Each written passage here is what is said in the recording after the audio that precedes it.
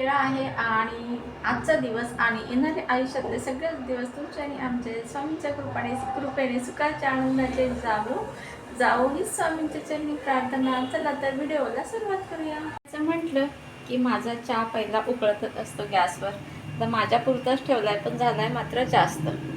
काय करायचं मग आता दोघांनी पिऊन घ्यायचं.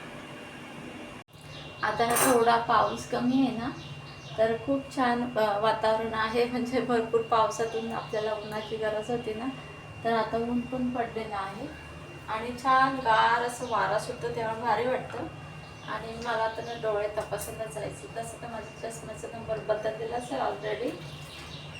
आणि हे टॉमॅटो जायच्या आधी आता चहा तर घेतलाय आणि हे टॉमॅटो मी आधी स्वच्छ धुवून ठेवलेत, म्हणजे एकदा एका पाण्याने स्वच्छ धुतलेत. आता हे जर असे मला ना जास्त स्वच्छता नाही आवडते. माझा स्वतःच्या डोळ्यांवर विश्वास नव्हता. मी डबल टिपल खूप स्वच्छ धुवत असते प्रत्येक वस्तू, कारण मला आरोग्याची काळजी घेणं खूप जास्त आवडतं. कारण की नाही मला आवडत आत्ताच नाही, मला लहानपणापासूनच ह्या गोष्टीची सवय आहे. म्हणजे अशी कोणी लावली नाही आहे. आता आई वडील तर लावतात, तुम्हाला माहिती आहे सगळ्यांना, पण अशी जास्त माझी स्वतःलाच आपोआपच मला आपसुकच म्हणजे माझ्या रक्तातच आहे असं वाटतंय. आता हे टॉमॅटो धुतलेत आणि पुसून मी ठेवते ह्या डब्यामध्ये, का तर आयत्या वेळेला पटकन घ्यायला बरं पडतं. तसं तर मी मिरच्या पण अशा धुवून सुकवून एका डब्यामध्ये पॅकबंद भरून ठेवते, की जेणेकरून स्वयंपाक करताना सारखं धुवायची गरज लागत नाही. कारण बेसिनमध्ये पाणी पण नसतं ना, त्यामुळे मला हे सोपं पडतं. त्यामुळे त्यात थोडं पाणी आहे त्यामुळे पुसून घेते. आणि खाली जाळी आहे त्यामुळे एक्स्ट्राचं पाणी ना त्या जाळीच्या खाली साठतं. कधी लाईट वगैरे गेली तर होतं जास्त पाणी, असं मॉइश्चर येतं त्याच्यामध्ये. आता हे फ्रीजमध्ये ठेवून घेते. हे बघा, हे डबे ना मला खूप आवडतात, खूप भारी वाटतात, दिसतात पण छान आणि युजफुल पण आहेत चांगले. हॅलो, मी शारदा. माझ्या चष्म्याचा नंबर बदलला आहे, तर मी चालले चष्मा घ्यायला. तर ह्याच्यामधला कोणता ड्रेस घालायचा मला कळतच नाही आहे. पण मला ना असं बाहेर जाताना साधाच ड्रेस घालायला आवडतो. बघूया आता कुठला तरी चॉईस करते. कुठला घालायचा कळतच नाही मला. असं वाटतं. तुमचं असं कन्फ्युजन होतं का? मला सगळ्यात जास्त ड्रेस मला साधेच आवडतात. तसं म्हणाल तर मला असं वाटतं हा घालेन मी. हा ड्रेस मला जास्त चांगला वाटतो, हा वाला. माझा टॉवेल जो मला आईने आता अधिक महिन्यामध्ये दिला ना, तो मला म्हणजे पोशाखावर दिला होता, मला नाही दिला, मिस्टरांना दिलाय. आता हे पाणी ठेवते बाजूला. कोथिंबीर नीट करून घेते. कोथिंबीर आलं ना खूप महाग आहे आणि पालेभाज्या पण खूप महाग आहेत. कोथिंबीर नीट करून घेते आणि फ्रीजमध्ये ठेवते. ओके, धुवून ठेवली तर खराब होण्याची भीती वाटते, पण काय काला ना जास्त कोरडी करून ठेवली तर नाही खराब होत. तरी गावठी कोथिंबीर आहे, खूप छान वास येतो ह्याचा. आणि कवळे देठ मी घेते, अशा पद्धतीने नीट करते मी. तसं तर मी खाली बसूनच असं नीट करत असते, पण आता व्हिडिओमध्ये दाखवण्यासाठी मी अशा पद्धतीने नीट करते. कोथिंबीरमध्ये खूप माती आहे, कवळी आहे कोथिंबीर एकदम.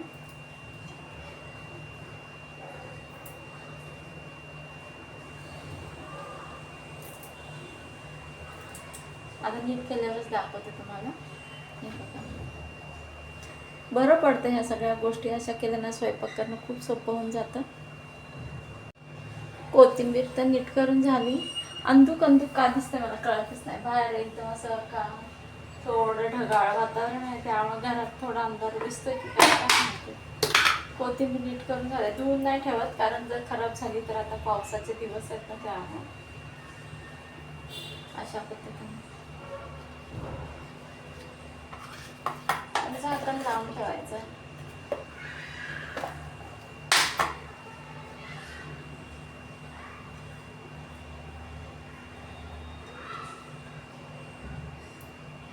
मी असं ना थोडंसं काही राहिलं ना तरी सुद्धा घेत असते, काय कंजूस आहे मी. मी ना पैशाला खूप जपते. आधी मी जेव्हा आईकडे होते तेव्हा मला पैशाची एवढी किंमत नाही वाटायची, पण जेव्हा मला स्वतःवर जबाबदारी आलं ना तेव्हा मला पैशाची खूप व्हॅल्यू वाटायला लागली. आणि मी खूप बचत पण करते, तेव्हा मला पैशाची खूप मोठी किंमत वाटते. खूप इम्पॉर्टंट आहे पैसा आपल्या जीवनामध्ये, त्यामुळे पैशाला जपा, पैसा तुम्हाला जपेल. किती भारी लागतोय बघा. माझं ना हे पातेलं खूप फेवरेट आहे, त्याच्यामुळे मी त्याच्यामध्येच रवा भाजते, त्याच्यामध्येच शिरा करते. हे बघा, मी कधी काही गोड केलं तर पहिलं देवासमोर ठेवते. कसल्या वाफा येत आहेत ना वारी, आणि हेच वाफवरती जाऊन पाणी बनेल.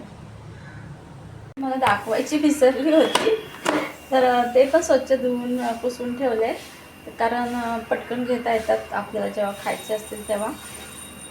आणि फ्रीजमध्ये ठेवून घेते. कढीपत्ता असला फ्रेश आहे ना बघा, किती सुंदर दिसतंय.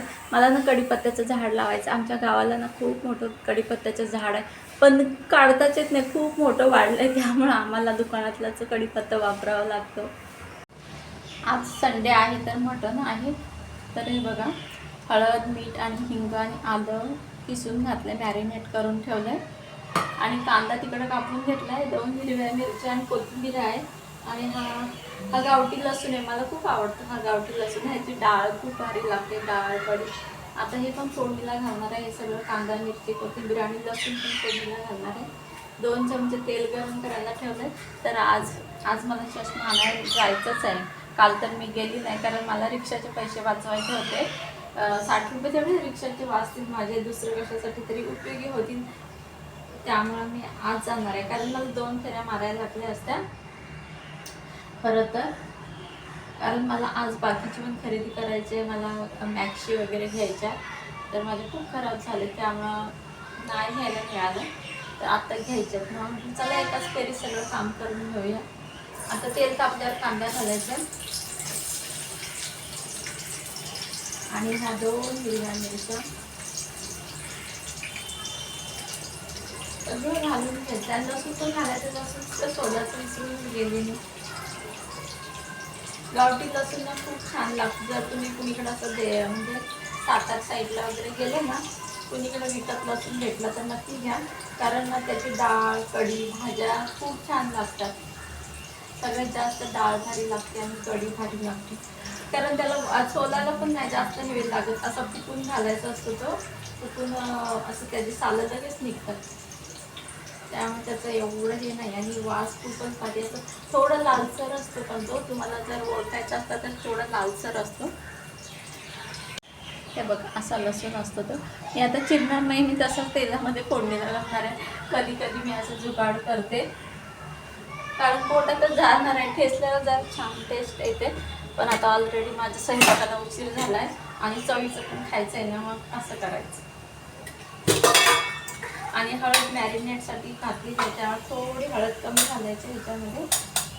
मी अगदी नावाला घालते, फक्त कांद्यापुरती घालते आणि मसाला आता येईल त्याच्यामध्ये, त्याचं बॅलन्स होईल एवढी हळद घालते फक्त मी. आणि कोथिंबीर खूप महत्त्वाची असते नॉनव्हेज. जेव्हा भाज्यांना एक वेळ कोथिंबीर नसली तरी चालते, पण नॉनव्हेज रेसिपीसाठी कोथिंबीर खूप महत्त्वाची आहे, कारण त्याशिवाय त्याला चवच येत नाही. बघू शकता, हे बघा अशा पद्धतीने आहे. गरम मसाला घालायचं राहिलं, गरम मसाला घालायचं विसरली होती मी, म्हणजे घालणार होते पण तुम्हाला सांगायला पाहिजे म्हणून मी सांगायचं विसरली होते. अगदी अर्धा चमचा घातलाय. बिना भाज्यांमध्ये गरम मसाल्यासोबत ना आपण मसाला वापरते, किचन किंगचा मसाला खूप भारी लागतो, खास करून फ्लावरच्या भाजीला खूपच भारी लागतो. त्यामुळे सगळ्याच भाज्या चांगला लागतो किचन किंग मसाला, पण खास करून फ्लावरची भाजी खूप भारी लागते त्याच्याने.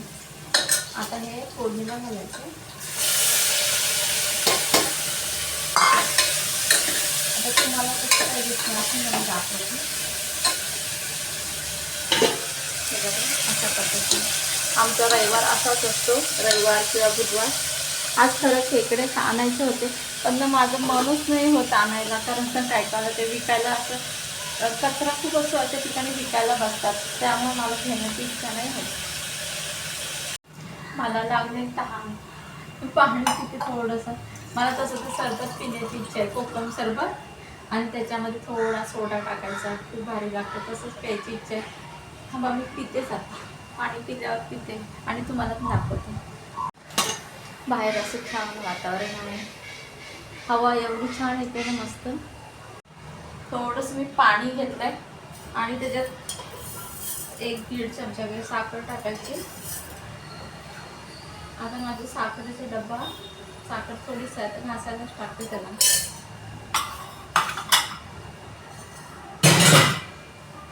थोडी साखर आहे ते एका वाटीत काढून ठेवते.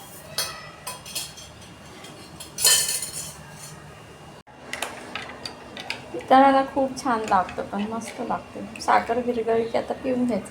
या तुम्ही पण घ्यायला.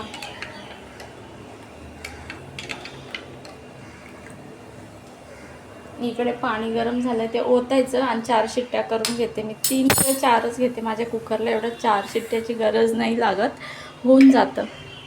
तो नवीन जो व्हिडिओमध्ये दाखवला घेतला आणि तो लय खराब लागला कुकर, नुसता देखना दिवा म्हणतात ना तर, आणि बिनकामाचा आहे तशी तर आहे. आणि हा बिचारा खूप वर्ष झाले, मला वाटतं ऋतिकाला जेवढे वर्ष आहेत ना तेवढे ह्या कुकरला वर्ष आहेत. नाहीतरी मला तो गिफ्टच दिलेला आहे भावाने मला. हे पाणी ना ह्याच्यामध्ये होते. मी एक वेळ तरी चुलीवर तुम्हाला मटण आणि भात करून दाखवेन ना, तर आमच्या घरातले सगळे माणसं असले पाहिजेत खाण्यासाठी, तेव्हा मी दाखवेन.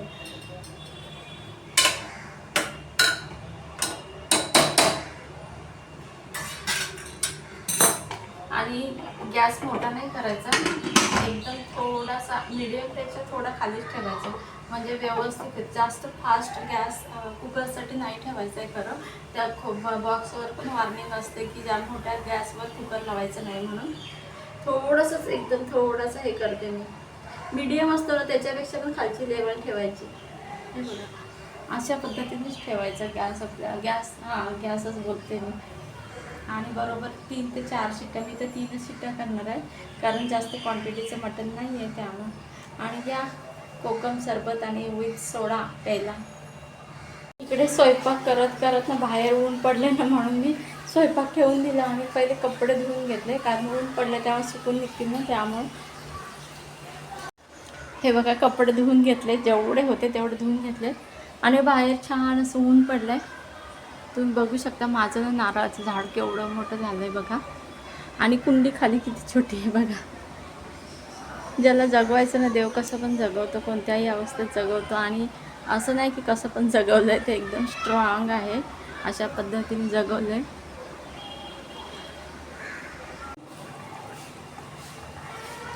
मटण तयार आहे. जास्त पातळ पण नाही केलं आहे आणि सुकं पण नाही केलं आहे.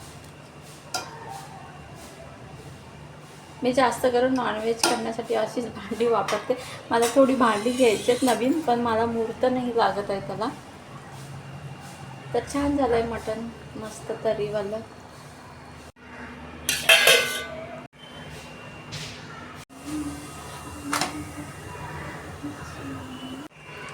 किचन ओटा स्वच्छ करून ठेवलं कारण ना नाही चांगलं वाटत, आणि मला ती सवय पण लागलेली आहे. हे मोठे भांडे आता नळ आल्यावर संध्याकाळी घासायची. माझं वायपर खराब झालं आहे, पण त्याला पण मूर्त नाही लागत आहे आणायचं.